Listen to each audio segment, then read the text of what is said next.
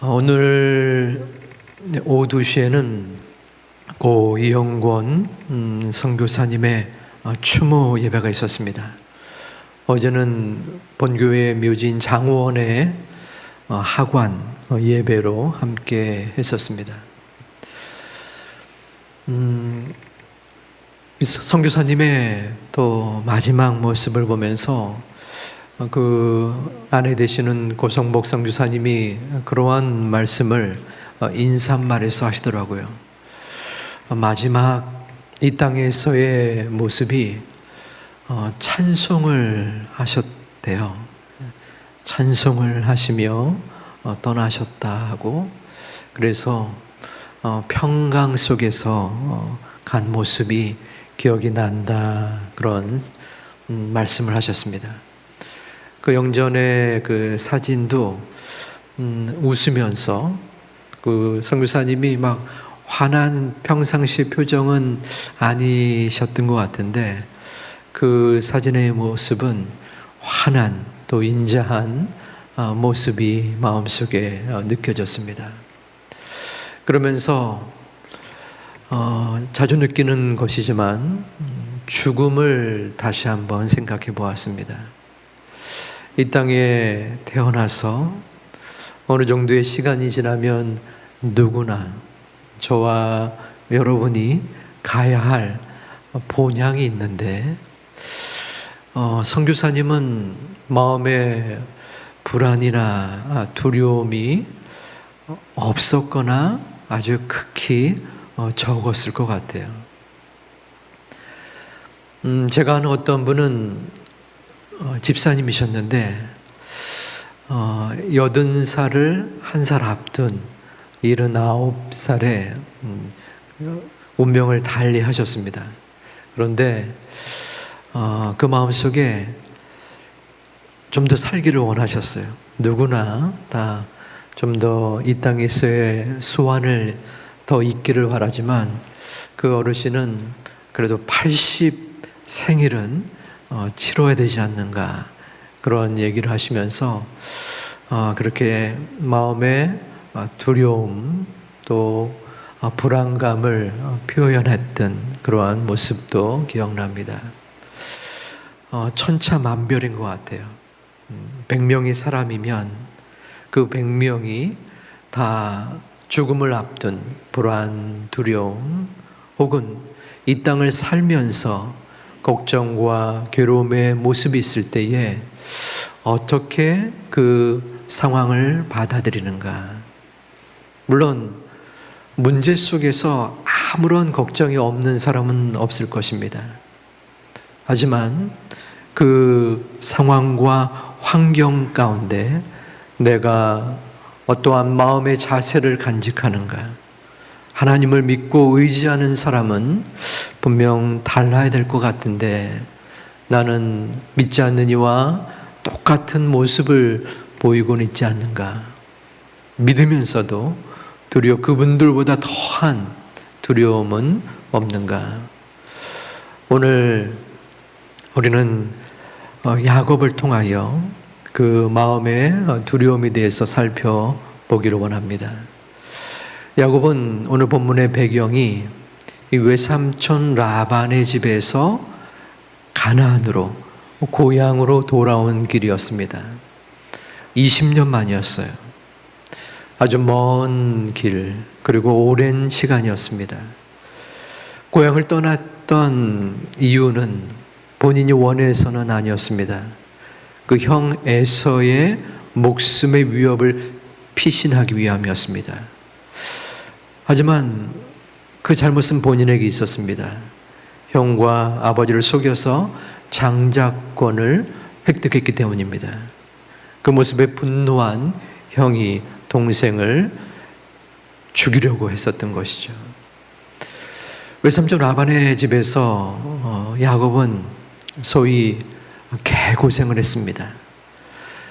그 외삼촌의 딸 라헬을 너무나 사랑해서 7년 동안을 무보수로 봉사 헌신했는데, 그 신혼 첫날 밤 라헬 대신에 레아를 외삼촌이 그 방에 합방을 시켜서 또다시 7년간 도합 14년을 공짜로 일을 했던 그러한 시간들이 있었습니다.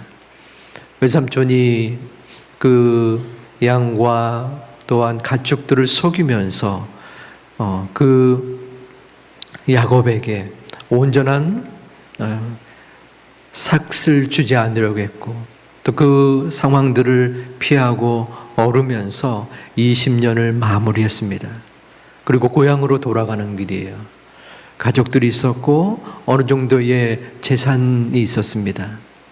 하지만 지금 야곱의 마음은 불안하고 두려웠습니다. 왜냐하면 형 에서가 자신을 여전히 죽이려고 했기 때문입니다. 본문 1절에서 야곱은 그 가정 속에서 천사를 만나게 됩니다. 천사가 하나님의 사자들이 야곱을 만나는 것이죠. 근데 야곱이 길을 가고 있습니다. 어떤 길이라고 했습니까? 고향으로 가는 길입니다. 그런데 여기서 의문이 생깁니다. 왜 굳이 고향으로 돌아갈까? 고향으로 돌아가는 그 길이 결코 쉬운 길이 아니요, 또 그 길 속에서 그는 목숨의 위협을 느끼고 있습니다. 그런데 그 길을 가고 있는 것입니다. 자신이 원해서 또 그곳에 가면은 꽃길이 있는 것이 아니라 그 길은 하나님께서 고향으로 가야 한다, 그 길을 하나님이 예비해 놓으셨다, 약속의 길, 언약의 길이었기 때문입니다. 죄라는 단어, 헬라어로 하면 하말티어라는 그러한 용어입니다. 이 하말티어의 원래의 뜻은 이 활을 이렇게 쏘면은 화살이 그 관역을 향해서 가게 되죠. 그런데 그 관역을 벗어나는 것을 이 하말티어, 죄라고 이야기합니다. 우리의 모든 삶 속에서의 과정과 길이 있는데 그 하나님의 길을 벗어나는 것이 죄라는 것입니다. 우리 크리스천은 여러 가지 갈래의 길을 걸어갑니다. 이 땅에서 험난한 길을 향해서 가곤 합니다. 지금도 여러 과정들을 걸어갑니다.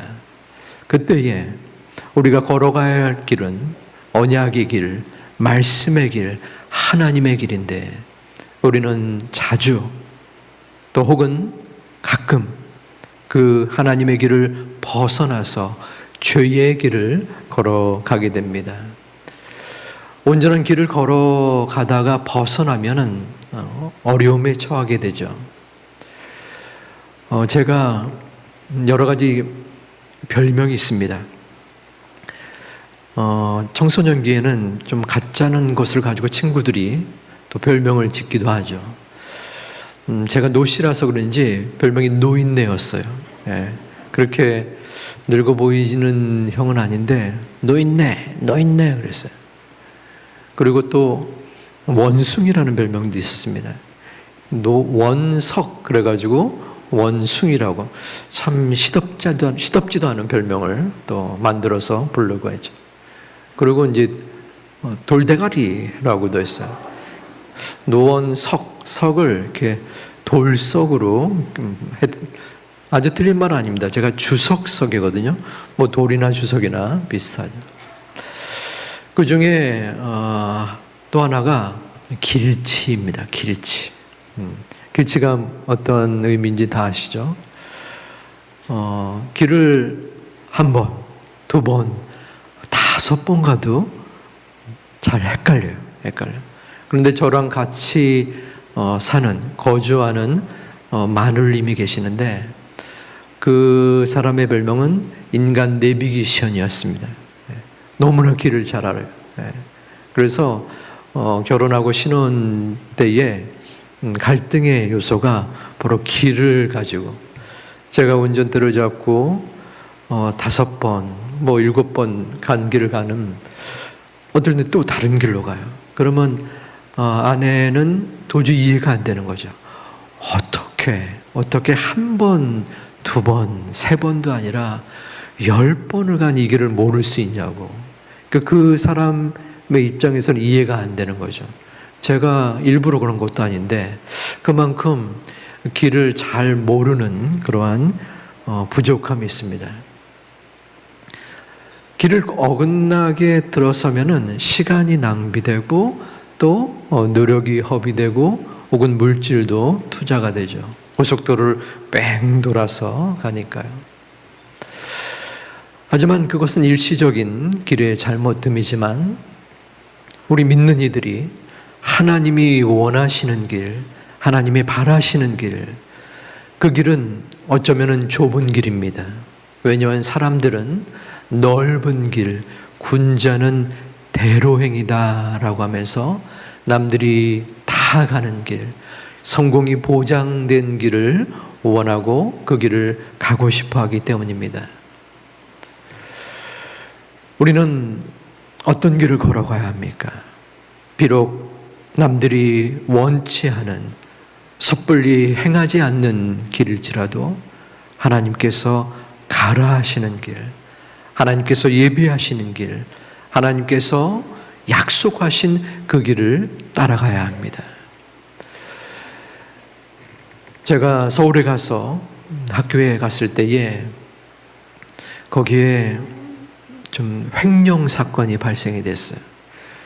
그 사무실의 직원들이 학교의 돈을 누가 먼저 해먹나 할 정도로 먼저 삥땅을 치고 먼저 횡령을 하는 사람이 임자일 만큼 했던 기간이 있었습니다.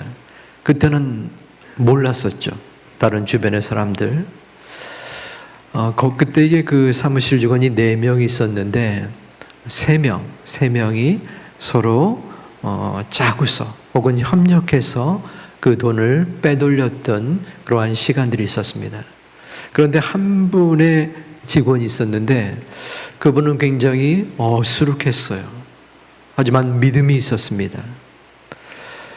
어떨 때는 나중에 아는 상황이지만 그 3명, 돈을 뒤로 빼돌렸던 그 사람들의 눈에는 너무나 어리석은 사람이었어요.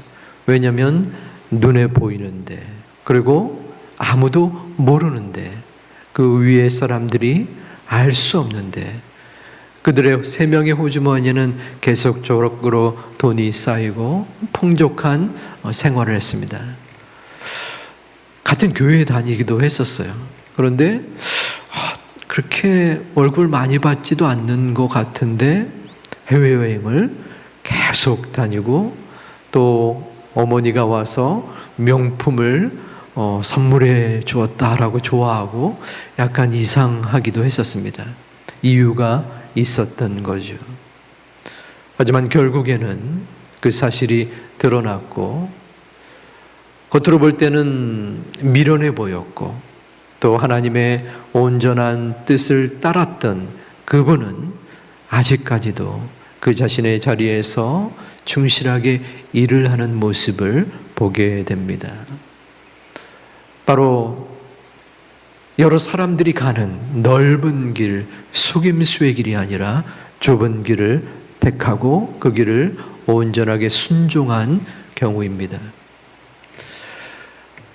오래전에 기사를 봤는데 한동대라고 저 포항에 미션 스쿨이 있습니다.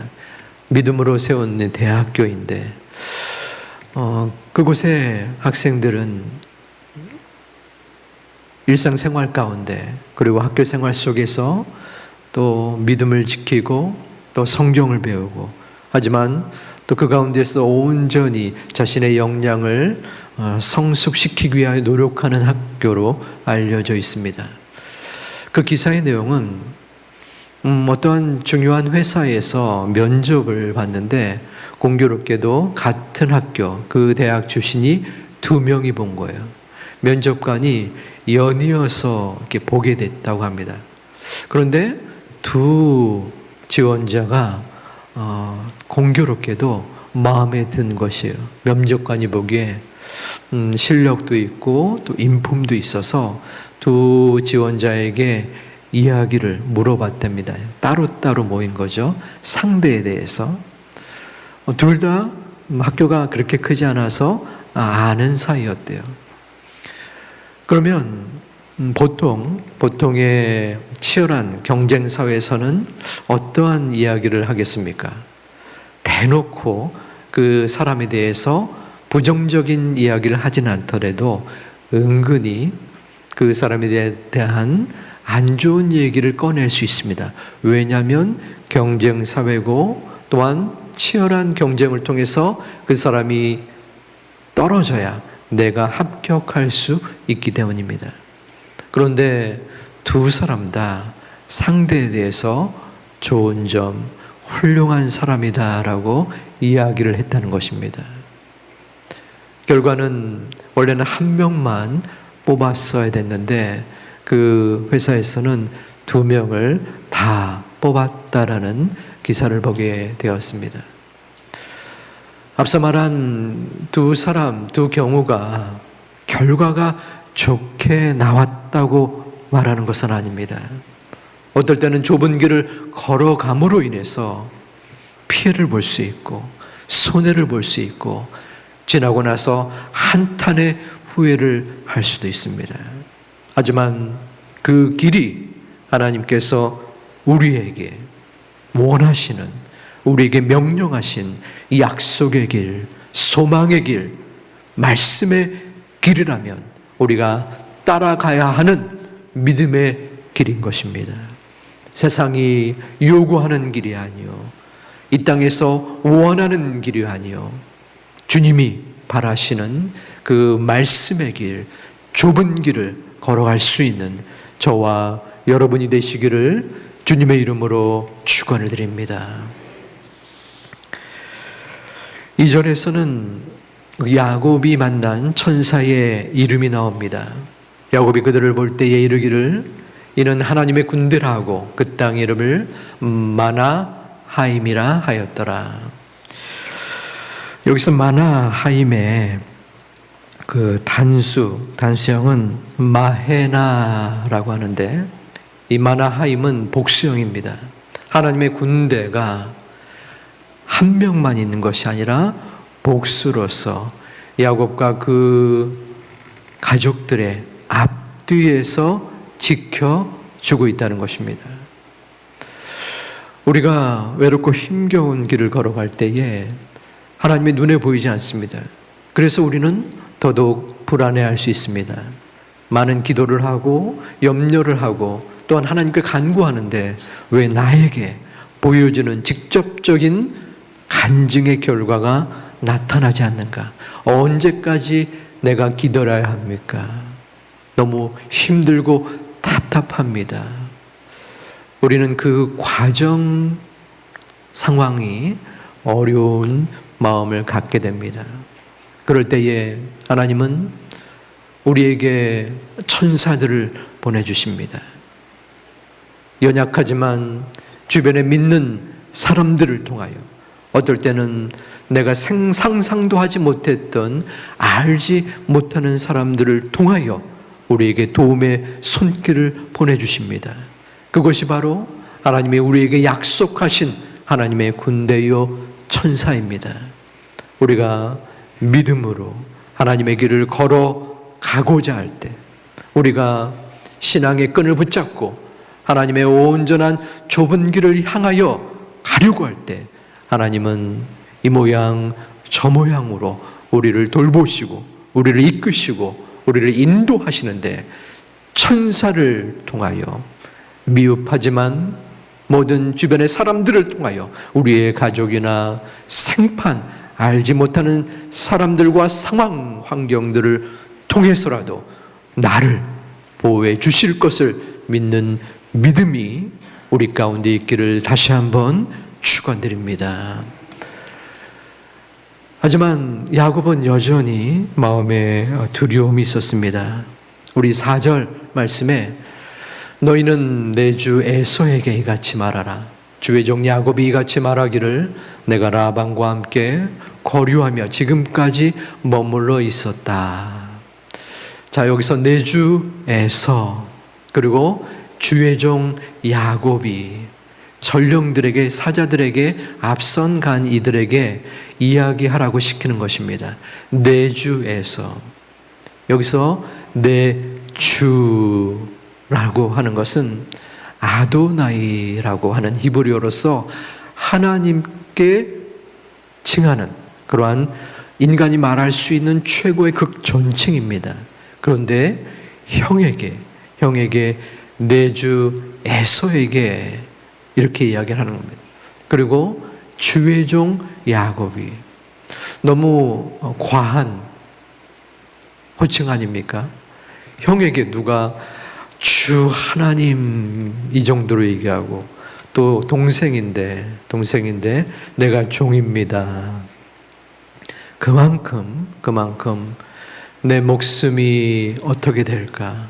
내 가족이 해를 입을까? 마음의 두려움과 불안에 떨고 있다는 것입니다. 이 정도 표현과 노력을 했으면 형의 마음이 조금은 풀려질 만한데 6절 말씀에 그 전달받기를 형이 군사 400명을 이끌고 온다라는 것입니다. 여전히 형은 살기 등등하여 자신을 해하려고 한다는 것입니다. 7절 말씀에 야곱은 번민하게 됩니다. 야곱이 심히 두렵고 답답하여 자기와 함께한 동행자와 양과 소와 낙타를 두 때로 나눕니다. 뭔가 인간적인 노력을 하고 있습니다. 두 때로 나누는데 그 마음의 상태는 심히 두렵고 답답합니다. 두려워서 미칠 지경인 것이죠. 죽을 것 같은 두려움. 요즘의 상황으로 따지면 공황장애의 수준이라고 할 수 있습니다.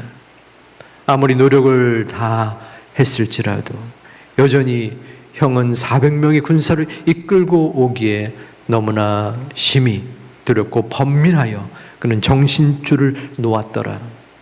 그의 생을 포기했더라. 이 정도의 표현이 나올 만한데 야곱은 그렇지 않았습니다. 보면 9절 말씀에 그는 믿음의 고백을 합니다. 우리 함께 봉독하겠습니다. 이 야곱이 또 이르되 내 조부 아브라함의 하나님, 내 아버지 이삭의 하나님 여호와여, 주께서 전에 내게 명하시기를 내 고향 내 족속에게로 돌아가라. 내가 내게 은혜를 베풀리라 하셨나이다. 아멘. 주께서 전에 내게 명하사. 바로 야곱이 고향 가나안을 떠나갈 때에 하나님은 그에게 말씀하셨습니다. 내 고향으로 돌아와라. 아브라함의 하나님, 이삭의 하나님, 내 조상의 하나님 나 여호와가 내게 말하노니 바로 고향으로 돌아와라. 야곱이 다시 오게 된 근본적인 이유는 무엇이었습니까? 하나님의 말씀에 근거한 것이었습니다. 본인의 의지, 본인의 마음보다 하나님께서 약속하셨기에 그 말씀에 의지하여 지금 돌아오고 기도하는 것입니다. 이것이 오늘 우리의 중요한 요점, 주제인 말씀 기도입니다. 우리는 말씀에 근거한 기도를 드려야 합니다. 말씀에 기초하여, 말씀을 의지하여 기도를 드려야 합니다. 왜냐하면 그 말씀이 하나님의 말씀이고 말씀에 기초하지 않는 기도는 헛된 기도가 될 수 있기 때문입니다. 왜 헛된 기도가 될 수 있을까요? 이 말씀과 기도는 기독교 신앙의 두 가지 중요한 축입니다. 기둥이죠. 어느 한쪽을 소홀히 여길 수 없습니다. 저는 이 표현이 적절할지는 모르겠지만 이 다이어트를 할 때 중요한 두 가지 방향이 있죠. 식이요법, 음식을 조절하는 것과 운동입니다. 어느 것 하나도 소홀히 할 수 없습니다. 한쪽만 할 경우 건강한 다이어트가 될 수 없다라고 이야기합니다. 저는 이 말씀과 기도, 이 말씀이 음식 조절, 식이요법에 해당되는 것 같아요. 그리고 기도는 바로 운동입니다. 자, 말씀만 집중적으로 행하는, 식이요법만 행할 경우 몸이 건강하지 못해요. 우리의 몸속에 가득 말씀만 들어가기 때문입니다. 그것을 겉으로 배출하는 운동을 하지 못하는 것이죠. 기도를 해야 됩니다. 말씀만 갖고 있으면은 우리의 지식으로 말미암아 우리의 신앙이 이론적인 신앙, 또한 머리만 무거운 신앙이 될 수 있어요. 반대로 우리가 기도를 할 때 말씀에 근거한 기도가 되어야 합니다. 말씀을 따르는, 말씀을 붙잡고 말씀을 의지하는 기도가 이루어져야지 그것이 건강한 기도가 될 수 있습니다. 또 하나의 예를 들어보겠습니다. 말씀은 우리의 삶의 기준이요 방향입니다. 우리나라가 안전한 이유가 있습니다. 밤에 거리를 가도 그렇게 무섭지 않아요. 도시 경우에. 하지만 제가 외국에서 있어 왔던 그 나라나 도시는 어두워지면 7시, 8시가 되면 한적합니다. 거리에 사람들이 안 보여요. 왜 그러냐면 총기 소지가 자유롭기 때문입니다. 그 삶의 방향성을 좌우하는 것이죠. 큰 영향을 끼칩니다. 그 나라의 법이 그렇기 때문입니다. 그 나라의 법은 총기가 자유롭고 우리나라의 법은 총기를 소지하는 것이 불법이기 때문에 우리의 삶 속의 방향이 천지 차이가 되는 것입니다. 우리 믿는 이의 삶의 방향성, 기준은 바로 말씀이 되어야 합니다. 다른 사람들의 생각이나 판단, 내 마음속에 가치관이 우선이 아니라 말씀을 따라 나아갈 때에 그 말씀을 따라 나아가는 사람을 아버지 하나님이 붙잡아 주십니다. 힘을 주십니다. 용기를 허락하십니다. 그 말씀이 하나님의 말씀이기 때문입니다. 그 말씀을 따르려고 우리가 몸부림칠 때, 노력할 때 그 말씀을 따르는 우리를 그저 내버려 두지 않으십니다. 왜냐하면 하나님께서 그 말씀의 주인이요, 그 말씀을 움직이시는 분이요, 그 말씀이 우리와 함께 하실 것을 믿고 의지하는 그러한 하나님의 능력이 그 가운데 있기 때문입니다. 그런데 이렇게 말씀을 따라 의지했던 야곱이 본문 11절에서 또 여전히 두려움을 말합니다. 내가 주께 간구하오니 내 영의 손에서 에서의 손에서 나를 건져내시옵소서. 내가 그를 두려워함은 그가 와서 나와 내 처자들을 칠까 겁이 나기 때문입니다. 자, 조금 전에 아브라함의 하나님, 이삭의 하나님, 그 하나님께서 내게 명하시기를 고향으로 돌아오라 라고 말씀 기도를 드렸는데 이어서 두려움을 이야기하는 것입니다. 이것이 자연스러운 우리의 모습입니다. 우리는 믿음을 지닙니다. 그리고 그 말씀을 따라 하나님을 의지합니다. 그러면 우리의 마음속에 우리의 마음의 불안과 두려움이 물러가기도 하지만 여전히 우리의 마음의 걱정과 괴로움이 머물러 있습니다.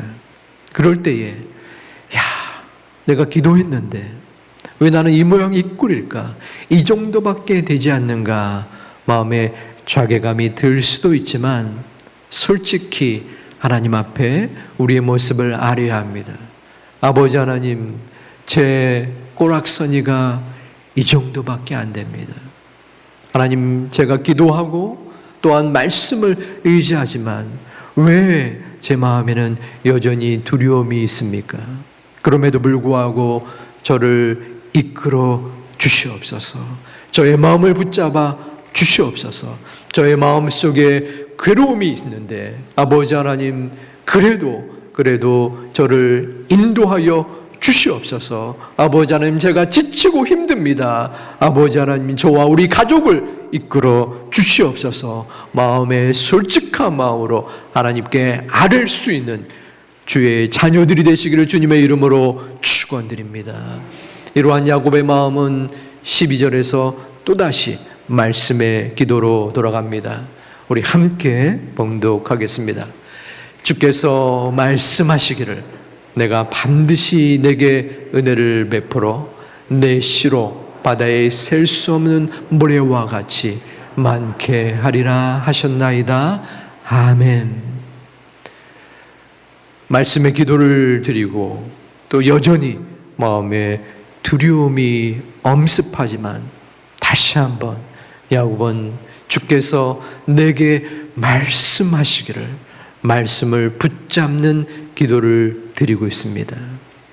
이것이 바로 우리의 나아가야 할 방향입니다. 다른 세상의 기준, 나의 경험, 판단, 사람들의 조언, 이것도 물론 중요합니다. 하지만 이 모든 것들보다 더 우선적인 것은 말씀이 나에게 무엇을 이야기하는가? 말씀은 나에게 무엇을 요구하는가? 그 말씀 앞에 굴복하는, 순종하는 모습이 우리 가운데 있어야 합니다. 그러기 위해서는 어떻게 우리가 말씀을 또 보고 또 그 말씀에 순종할 수 있을까요? 성경을 계속적으로 봉독하고 또 그 말씀에 관련된 성경 공부나 또 세미나를 참석할 수 있습니다. 하지만 우리가 지금 하고 있는 그러한 활동 중에 세 가지를 다시 한번 점검해 보려 합니다. 첫 번째는 예배의 말씀을 내가 마음속에 온전하게 믿고 따르는 것입니다. 우리 신앙인의 가장 기본적인 신앙의 표현이자 감사의 행위는 바로 예배입니다. 우리가 예배를 드릴 때에 말씀만 듣는 것은 아닙니다. 예배 여러 가지 요소가 있죠.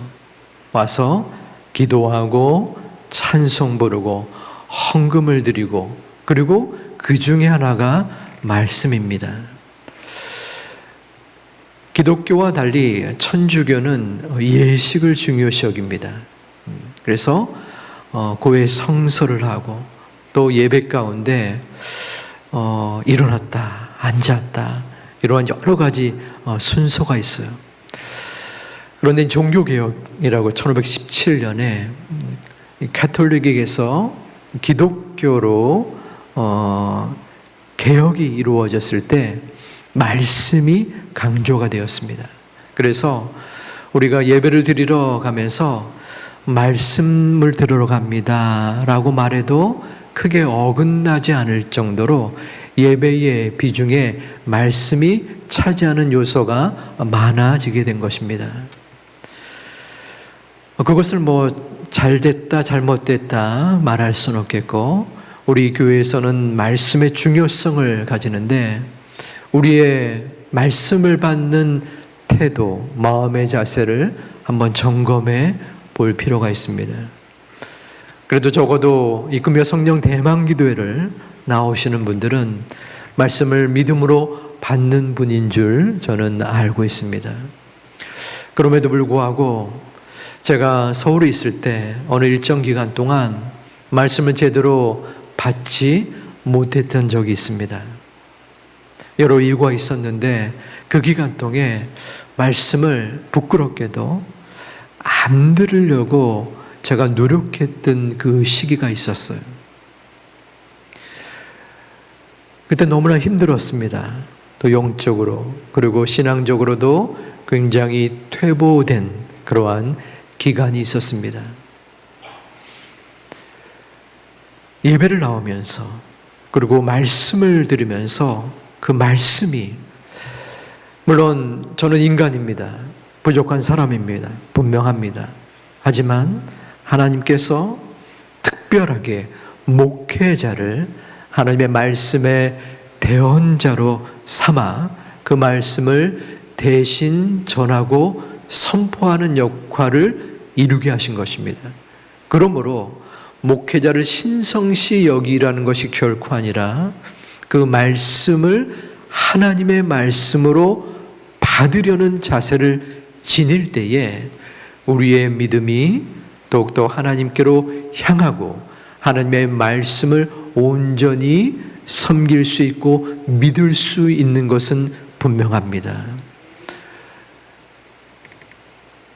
그 전하는 사람이 누구냐가 중요한 것이 아니라 어떻게 보면 그 말씀을 받는 여러분의 마음, 저와 여러분의 마음이 더욱더 중요합니다.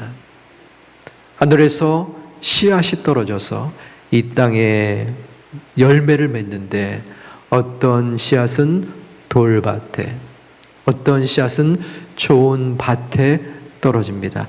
똑같은 씨앗입니다. 그런데 그 씨앗을 받는 마음의 자세가 다름으로 그 열매를 맺고 못 맺는다는 것입니다.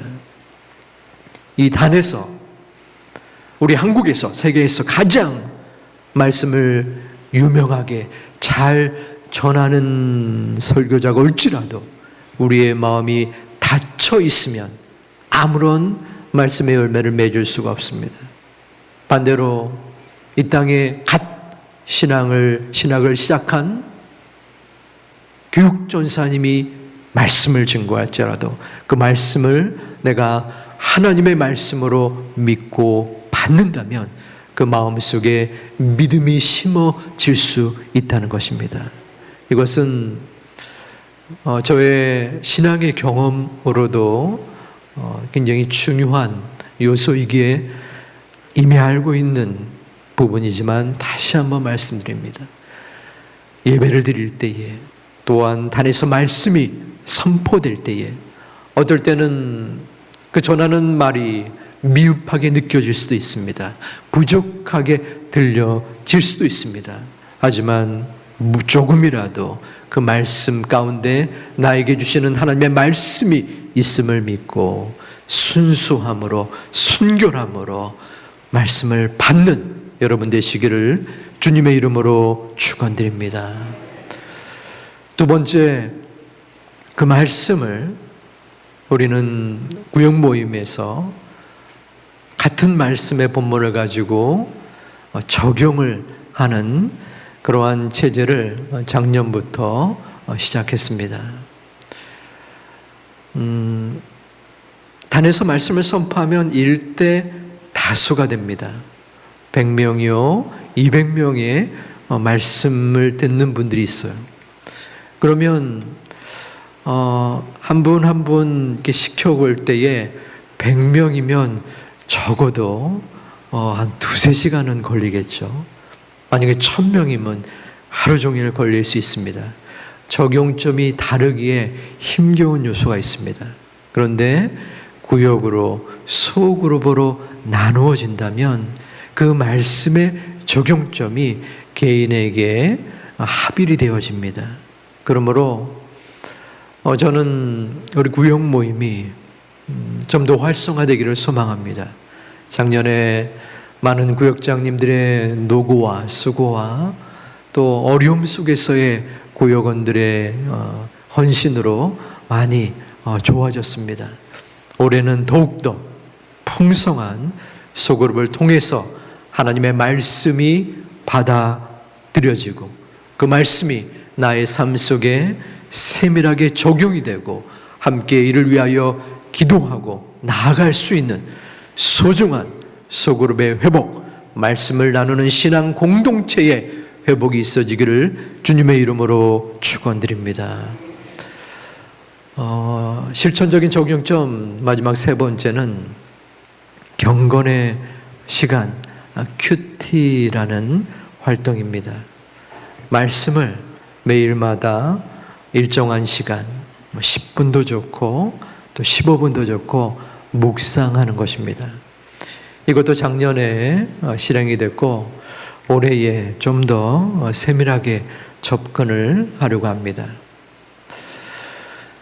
큐티, 생소한 용어일 수 있고 또 부담이 갈 수도 있습니다. 왜냐하면 모든 것이 처음부터 다 원활하게 이루어지지는 않기 때문입니다. 작년 10월 달에 제자훈련반이 2반이 개설이 됐는데 제자훈련 시작하시는 분들 가운데서도 큐티를 한 번도 해보지 못한 분들도 있었습니다. 그런데 함께 격려하고 그래서 제자훈련의 15분이 지금 매일마다 큐티를 하고 있습니다.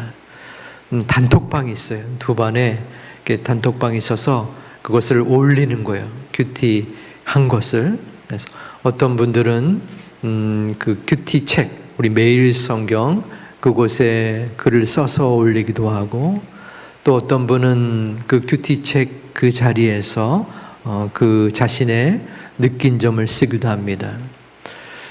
만약에 이 큐티 책을 꼭 살 필요는 없습니다.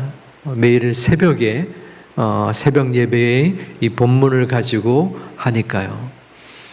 하지만 그래도 마음이 괜찮다면은 이 한 권을 사면 2달을 쓸 수 있습니다. 1, 2월 달 같이 쓰고 또 3월, 4월을 씁니다. 가격이 엄청 비쌉니다. 한 권에 4,500냥이나 됩니다. 저는 너무나 어려워서 좀 못 살 것 같아요. 저한테 얘기를 해주시면 제가 대신 사드리겠습니다. 비용이 문제가 아니라 학생이 교과서가 있는 것과 또 없는 것, 공부의 의욕이 좀 달라질 수 있습니다. 물론 우리의 교과서는 성경이지만 우리의 신앙에 도움이 되는 참고서의 마음으로 이 큐티책을 사서 우리가 매일마다 말씀을 묵상하는 것입니다. 어렵게 느끼는 것이 아니라 그 말씀을 보고 나에게 적용을 하면 됩니다. 이 말씀이 내 삶에 어떠한 적용이 되는가 그것을 쓰는 것입니다. 그리고 기도를 쓰면 됩니다. 말씀을 읽고 적용하고 기도하는 것. 그래서 그 중에 그저께 본문의 말씀이 마태복음 7장 13절부터 20절인데 좁은 문으로 들어가라. 멸망으로 인도하는 문은 크고 그 길은 넓어 그리로 들어가는 자가 많고 생명으로 인도하는 문은 좁고 길이 협착하여 찾는 이가 적음이라. 이 말씀의 본문을 가지고 여러분들이 다 썼는데 그 중에 한 분의 적용점을 제가 읽어보도록 하겠습니다. 하나님, 제가 드렸던 기도와 행동들이 잘못되었던 것을 고백하고 회개합니다. 힘들고 어렵지 않게 편하고 내게 이익이 되게 해달라고 기도드렸던 어리석음과 무지를 고백합니다. 거창하고 화려하지 않은 미약하고 힘든 그 과정은 결국 아름다운 열매로 결실을 맺는 나무처럼 하나님 앞에 올려질 열매를 생각하며 지금의 보잘것없는 나와 이 과정을 기쁨으로 감사로 충실히 지내는 제자가 되기를 인도하시고 도우소서. 이분은 말씀 가운데 좁은 길을 걸어가야 한다라는 하나님의 말씀에 자기를 비추어 보아 지금까지 내가 편안함과 나의 유익을 위하여 추구하였던 내 모습을 회개하고 반성합니다 라고 말씀에 적용을 하고 또 기도를 한 것입니다. 여러 가지 과정이 있을 수 있습니다. 하지만 말씀을 제대로 알아야지 그 말씀에 근거하여 기도가 나오는 것입니다. 말씀을 알지 못하면 내 지난날의 경험, 내 생각, 판단, 주변의 언어를 의지할 수밖에 없습니다. 물론 그것이 잘못된 것은 아닙니다. 하지만 말씀이 무엇을 나에게 요구하시는가? 말씀이 원하시는 건 무엇인가? 그것을 온전히 구할 때에 그 기도가 말씀의 기도가 되는 것입니다. 우리는 말씀을 어떻게 받아들입니까? 말씀이 나의 삶 속에 한낱 내 마음의 평강을 가져다주는 유익한 도구로만 이루어져서는 안 됩니다.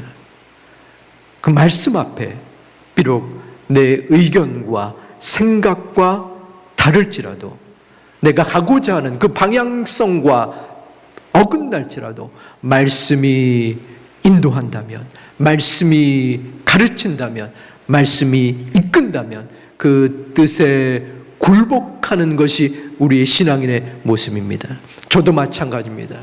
내가 설교하고자 하는 그 내용이 분명히 있고 내 방향성이 있지만 말씀을 읽으며 그것을 준비하는 가운데 아니구나, 내 생각이 달랐구나, 말씀대로 설교하게 도와주시옵소서. 말씀에 굴복하는 것이 좋은 설교자인 것처럼 우리의 삶 속에 분명한 우선순위는 말씀인 것입니다. 말씀이 내 삶을 지배할 때에, 내 삶을 이끌 때에 그 말씀대로 우리가 나아가며 기도하는 것입니다. 그 말씀이 우리의 중심이요, 기준이요, 목표요, 나침판이요, 생명이기 때문입니다. 우리 사랑하는 하나님의 자녀 여러분, 우리의 삶 속에 불안과 두려움이 매 순간마다 우리를 넘어뜨리려 합니다. 우리의 힘으로는 도저히 이 두려움을 결코 이겨낼 수 없습니다. 나의 지난날의 경험도 도움은 되지만 오직 말씀으로 굳건히 선 기도가 있을 때 분명히 우리의 마음에 힘겨운 고통과 괴로움과 눈물과 사단의 공격을 능히 이길 수 있는 것은 그 말씀이 하나님이기 때문입니다. 그 말씀이 길이요 진리요 생명이니 그 길을 떠나서는 우리가 아무것도 할 수 없고 오직 말씀이 우리를 불러일으켜서 우리를 세우고 우리를 올바른 방향으로 나아갈 수 있게 만듭니다. 우리 모두가 이 말씀에 근거한 말씀의 기도를 오늘 이 순간 드리고 또 올 한 해 아버지 하나님, 제가 말씀 기도를 하게 도와 주시옵소서. 말씀을 알게 하여 주옵소서. 말씀과 더욱더 가까이 하는 올 한 해가 되게 하여 주시옵소서. 기도하고 실천할 수 있는 제2 가족들이 되시기를 주님의 이름으로 축원드립니다.